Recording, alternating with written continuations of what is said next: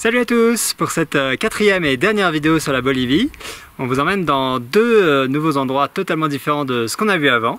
Donc l'Isla del Sol, l'île de naissance du soleil pour les Incas, et le parc Toro Toro, le Jurassic Park de la Bolivie. Je profite aussi de cette dernière vidéo pour vous expliquer combien a coûté notre voyage en Bolivie et vous donner quelques-unes de nos astuces pour que ça coûte un peu moins cher.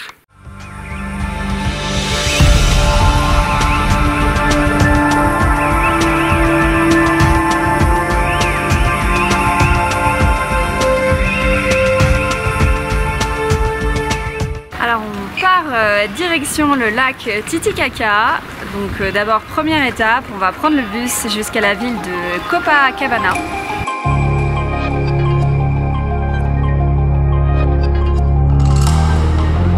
En fait il y a une portion du trajet entre la capitale, donc La Paz, et Copacabana qui doit se faire sur l'eau. Donc du coup on est descendu du minibus. Le minibus est en train d'arriver et nous on a pris un petit bateau pour traverser et bah là on l'attend.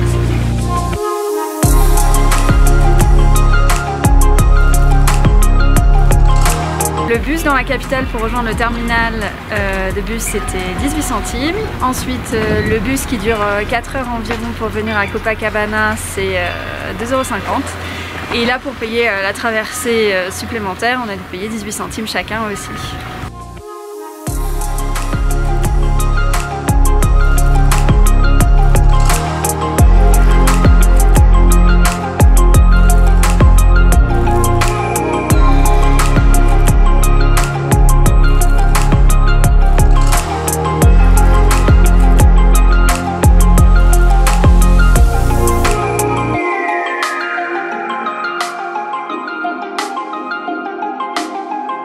Après notre petit périple en bus et bateau, nous voilà arrivés à l'Isla del Sol, au plein milieu du lac Titicaca, qui est le plus grand lac d'altitude au monde, qui a plus de 3900 mètres.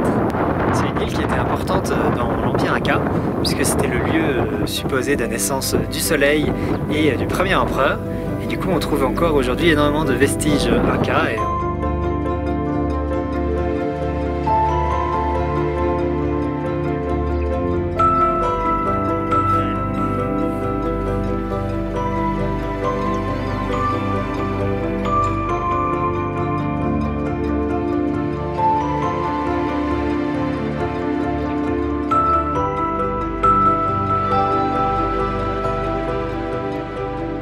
C'est le deuxième jour sur l'Isla del Sol et ce matin on va essayer d'aller dans la partie nord de l'île.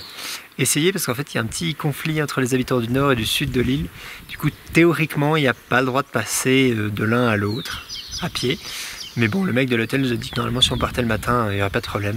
Qu'il fallait juste pas insister si on nous disait non. Donc normalement on devrait y arriver. Dans ça dit petit conflit, c'est-à-dire qu'il y a une partie de l'île qui a construit un hôtel à côté de l'autre partie pour voler les touristes. Du coup les autres ont mis le feu. Du coup en réponse au feu, les autres ont bloqué l'accès des touristes à cette partie de l'île. Donc voilà, c'est pas non plus...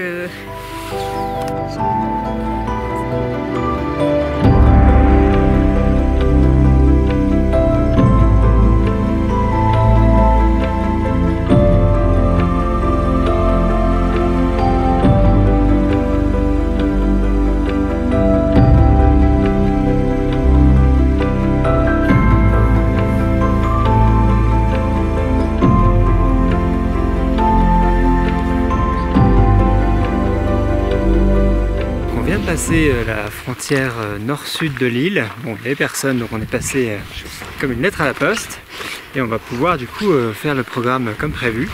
C'est-à-dire qu'on va faire le tour de l'île à pied en passant par les ruines Incas les plus importantes. Donc il y a quand même pour 8 heures a priori de tour de l'île à pied, donc quand même une grosse journée.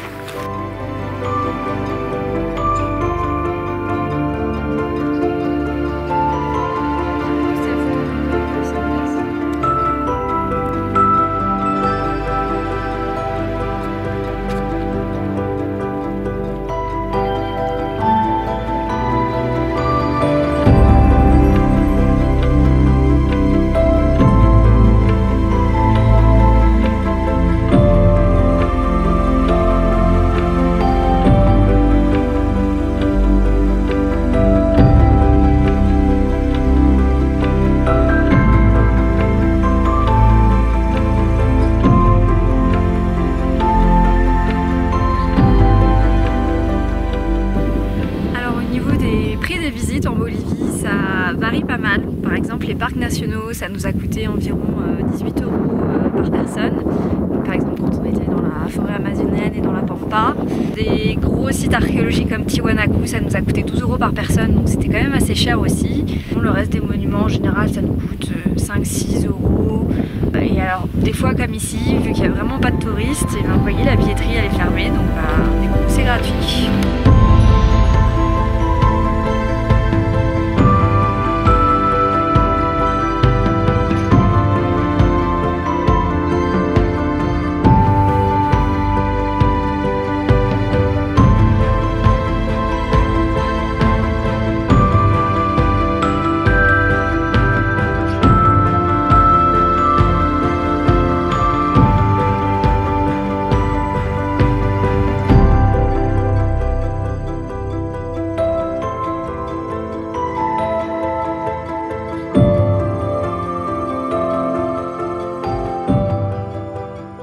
Pendant notre bateau, on a acheté des petites... on pensait que c'était des salteñas, ça avait un autre nom que j'ai pas trop retenu, mais ça coûtait 40 centimes et c'est plutôt bon.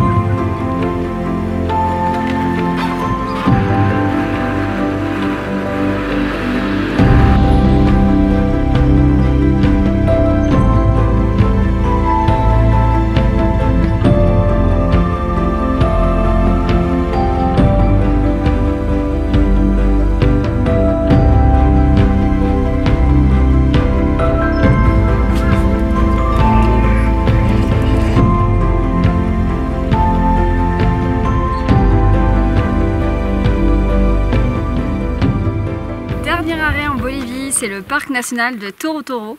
On a fait pas mal de routes pour venir ici. On a été attiré par le fait qu'il y ait des empreintes de dinosaures, mais visiblement on va aussi pouvoir faire de la spéléologie, voir un genre de harar dans des canyons. Voilà, donc ça a l'air vraiment cool. C'est parti!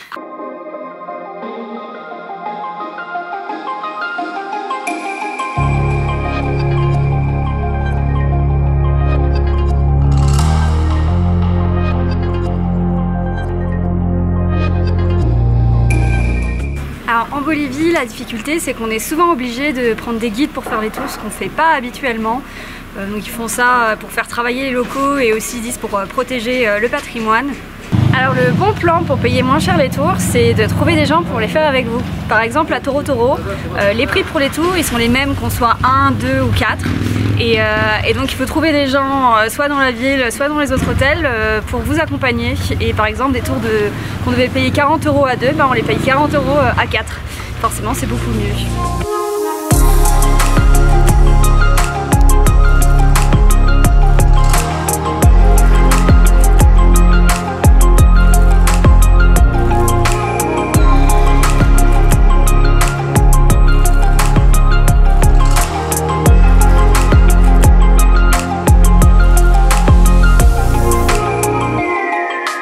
Première étape de notre visite de Toro Toro, on s'arrête ici où il y a pas mal d'empreintes de dinosaures, donc un peu comme on avait vu à Sucre, mais ici on les voit de beaucoup plus près parce qu'elles sont moins inclinées, donc c'est beaucoup plus facile.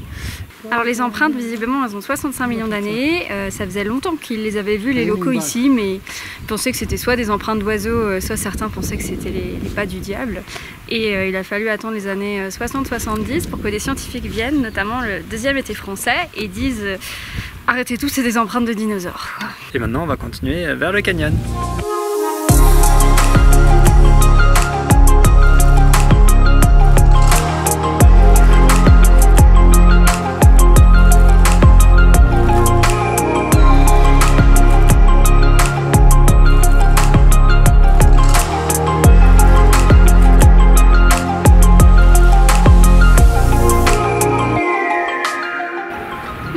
Arrivé au canyon et on a beaucoup de chance parce qu'on est au milieu de la journée et on vient de voir des haras verts à front rouge, donc c'est assez rare.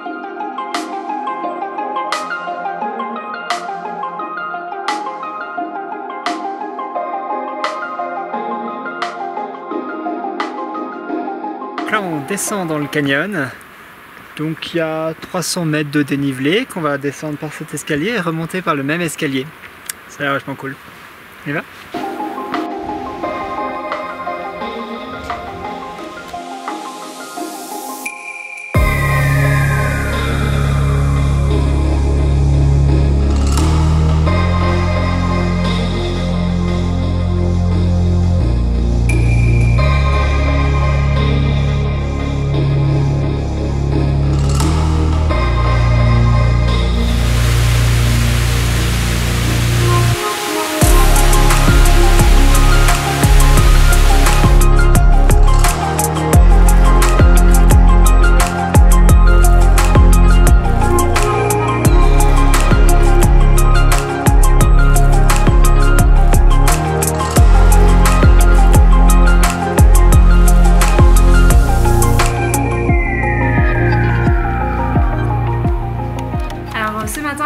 par visiter la Ciudad de Itas, ça veut dire la cité de pierre en quechua ou en amari.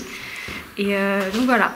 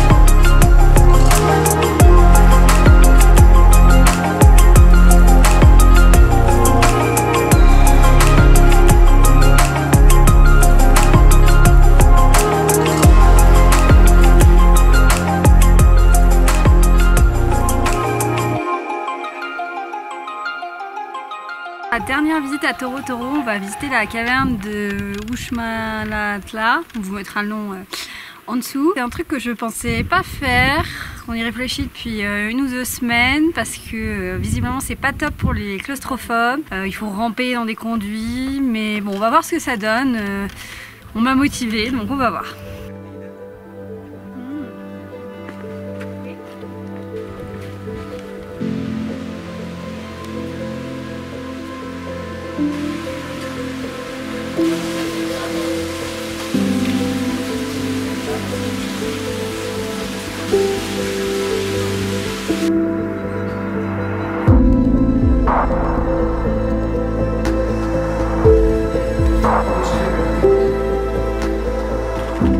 Là on vient de passer le passage, j'espère, le plus étroit. Donc il fallait se mettre à 4 pattes et tout. Et bon, normalement il y en a un deuxième, on va voir.